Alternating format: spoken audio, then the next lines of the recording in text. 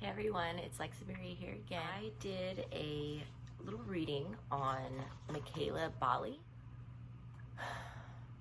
This case made me sick to my stomach. I'm just gonna throw that out there. I can't read anymore right now. I got a good, 12 messages, but I can't go any further than that right now.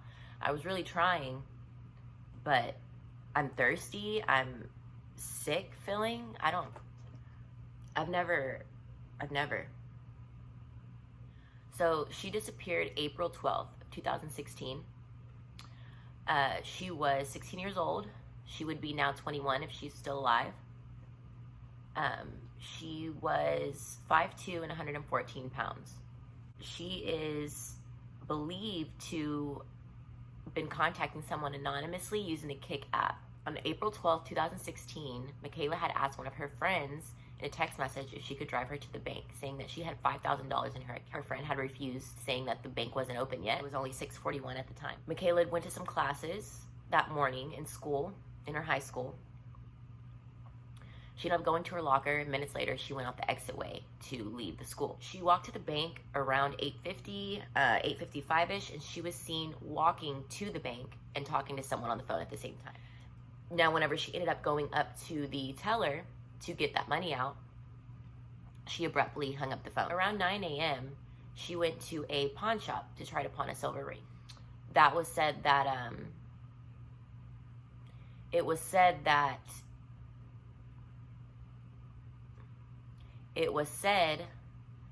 the ring,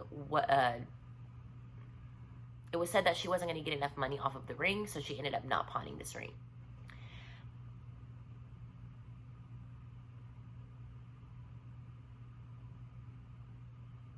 At 9:15, Mekayla ended up going to a restaurant that was half Tom Hortons, half Wendy's.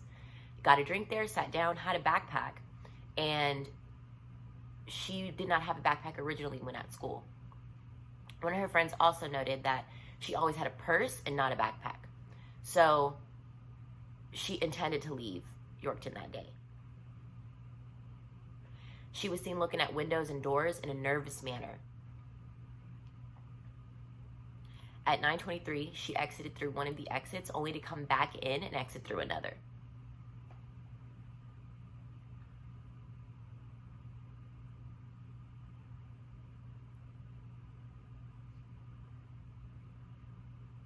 At 9:49, she entered the same restaurant again, was on the phone with someone who remains anonymous, and was sitting down at a booth facing one of the entry doors. At 10:12 a.m., she texted one of her friends and said, "Hey, I need help." And then moments later to respond to, "Never mind, I figured it out."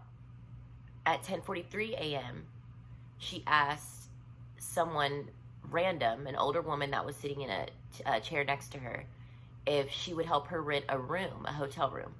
This woman said no, and after that, Mekayla then walked out of the restaurant with this anonymous person on the phone.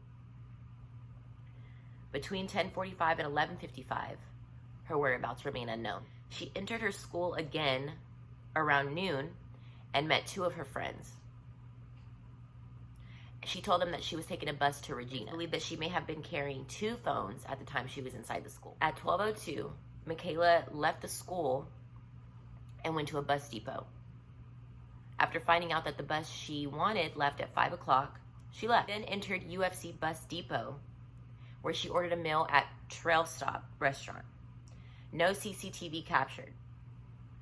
Between 1 and 1:45, Mekayla exited. She never came home and was reported missing that night. By 7 a.m. the next morning, her phone was off. Mekayla is not believed to have bought a ticket to the depot, and where she went after she exited remains unknown. This whole thing is just icky. It gives me chills thinking about it. I'm just going to tell you what I received. This reading drained me, let me tell you, but I'm glad I was able to read her. So, Mekayla was sexually assaulted. I'm just going to throw that out. It's the first thing I received. Body was disposed of quickly. Body was taken to a specific site. And then I started getting sick to my stomach at that point. Deceived into thinking he was her age or a couple of years older. Camera footage.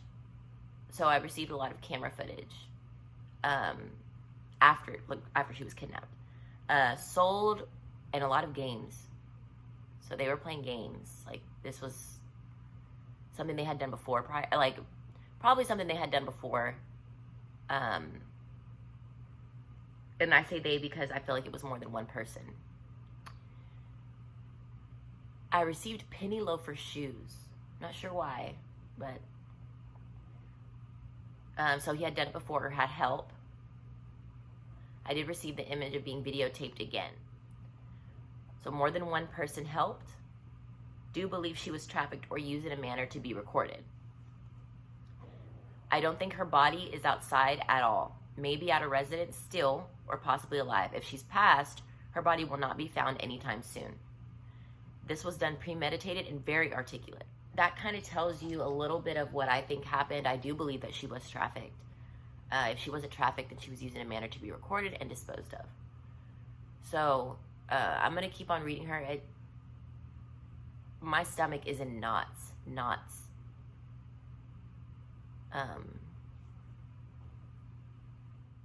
Yeah, I'm like in shambles right now.